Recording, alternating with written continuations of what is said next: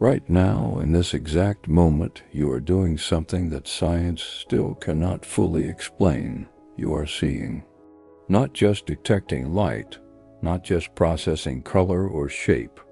You are taking in the world around you and turning it into the reality you experience every day.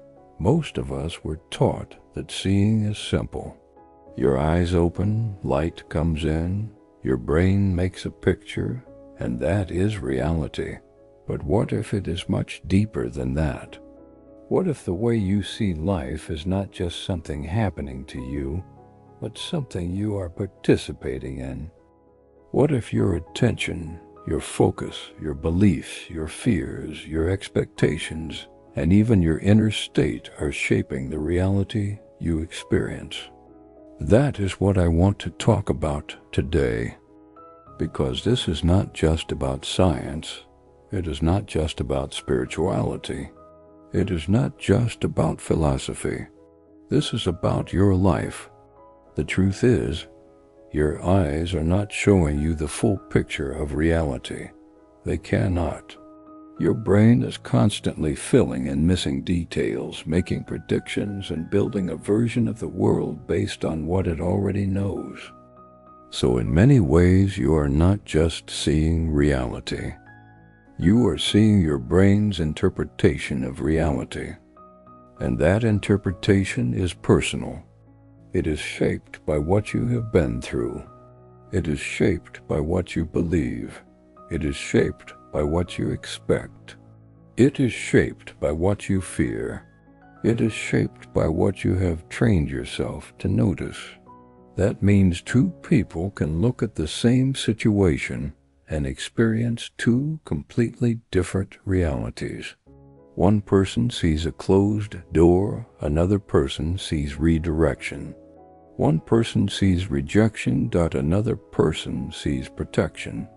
One person sees an ending. Another person sees a beginning. The event may be the same, but the perception changes everything. And this is where ancient wisdom and modern science begin to meet. Ancient traditions have been saying for thousands of years that the world we experience is shaped by the one who is doing the seeing. They understood that reality is not only outside of us, it is also filtered through us. The ancient Egyptians believed the heart was connected to intelligence, awareness, and perception. The Vedic tradition spoke about Maya, the idea that the world we perceive is not the full truth, but a measured version of something much greater. Buddhist teachings remind us that things do not exist in isolation, but arise through relationship, context, and awareness. Sufi wisdom speaks of a hidden inner reality beneath the surface of what we call ordinary life. Different cultures, different languages, different times, but they were all pointing toward the same truth. Reality is not just given to you, you participate in it. And when you begin to understand that, you begin to understand the power of your attention. Where you place your focus matters. What you keep looking at matters. What you keep replaying in your mind matters. What you believe is possible matters, because your mind is always filtering life through the lens you give it. If you have been through pain, disappointment, trauma, betrayal, or struggle, your mind may have learned to look for danger before it looks for opportunity. It may notice what could go wrong before it notices what could go right. And that does not mean something is wrong with you. It means your mind has been trying to protect you. But sometimes protection can become a prison. Sometimes the way we learned to survive becomes the very thing that keeps us from growing. If you expect life to disappoint you, you will notice every disappointment more clearly. If you expect people to leave, you may look for signs of abandonment even when love is present. If you expect failure, you may overlook the small doors opening right in front of you. And over time, your perception can make the same painful story feel like the only truth, but it is not the only truth. It is only the version of reality your mind has been trained to see.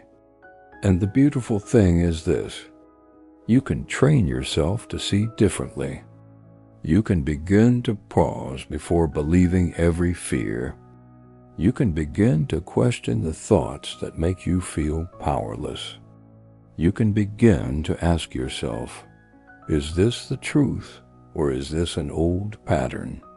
Because the moment you ask that question, you create space.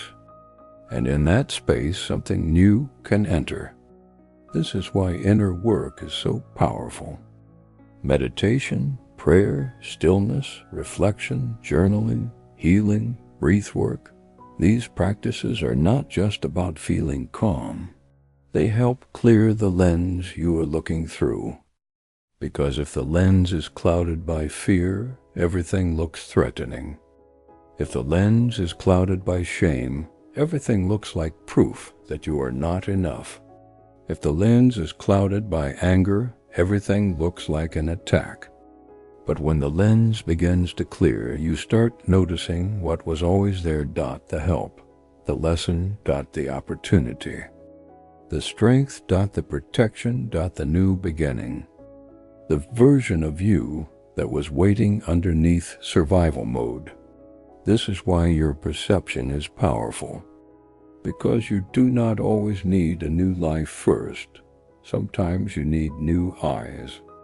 You need to see the life you already have from a higher place.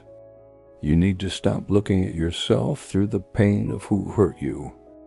You need to stop looking at your future through the fear of what failed before. You need to stop looking at your worth through the eyes of people who did not know how to value you. Because the way you see yourself becomes the way you move through the world. And the way you move through the world affects what you allow, what you accept, what you pursue, and what you believe you deserve. So today I want you to ask yourself something simple. What am I choosing not to see, not with judgment, with curiosity? What possibility have I already ruled out? What blessing have I been overlooking? What part of myself have I been ignoring? What door have I been afraid to walk through because my old mindset told me it was not for me? Because there is always more available than what fear shows you. There is always more to your story than what pain told you. There is always more possibility than what your past experience allowed you to believe. You are not just a passive receiver of life. You are a conscious participant. Your attention has power. Your awareness has power. Your healing has power. Your ability to see differently has power. So start looking differently. Start seeing on purpose. Start noticing the good. Start questioning the fear. Start making room for a new reality. Because the moment you change the way you see, you change the way you live. And sometimes that is where everything begins.